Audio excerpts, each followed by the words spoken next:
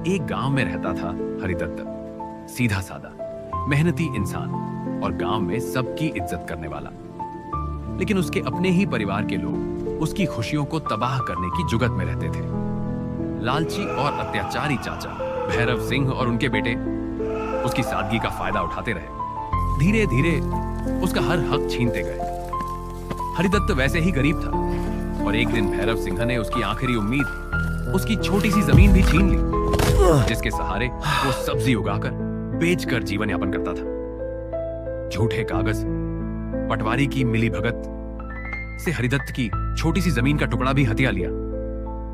हरिदत्त रोज जमीन के पास आता और आंखों में आंसू लिए यूं जमीन में जाने की कोशिश करता, लेकिन भैरव सिंह के आदमी उससे धक्के मारकर बाहर निकल देते। एक दिन जब भैरव सिंह के आदमी उस जमीन पर हल चलाने पहुंचे, अचानक आसमान काला पड़ गया, तेज हवा चलने लगी और जमीन फटने लगी।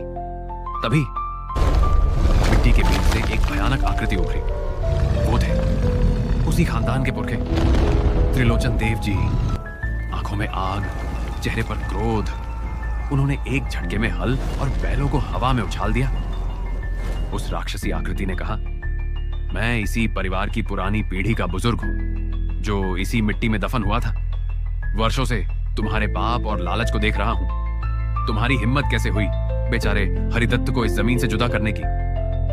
भैरव सिंह कांपते हुए बोला, यदि आप इस पीढ़ी के बुजुर्ग हैं तो हम भी तो इसी परिवार के हैं। ये जमीन हमारी है, हमारे पास इसके कागज भी हैं। तभी आत्मा गर्जी, अरे नालायक, ये कागज अपने जैसे धोखेबाज इंसानों को दिखाना जिन्हें धोखा दिया जा सकता है, मुझे नहीं, क्योंकि ऊपर वाला सब देख रहा है।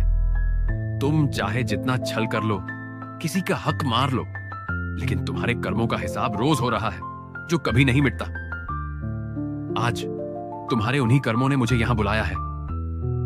इतना सुनते ही सब हवा में उछल गए और दूर जा गिरे।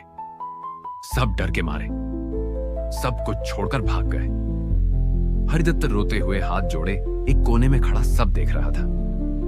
वो अपनी जमीन में गया, उसने मिट्टी उठाई और माथे से लगाकर बोला, ये सिर्फ जमीन नहीं, मेरे बुजुर्गों का आशीर्वाद है। और उसकी आंखों से आंसू बंद नहीं हो रहे थे। इस दुनिया में असहाय और गरीब का हक छीना जा सकता है, लेकिन उसके हिस्से का न्याय नहीं। याद रखना, कर्मों का हिसाब कहीं ना कहीं हर रोज हो रहा है और उसका दंड भी यहीं भुगतना होगा। इसलिए किसी के साथ अन्याय मत करना।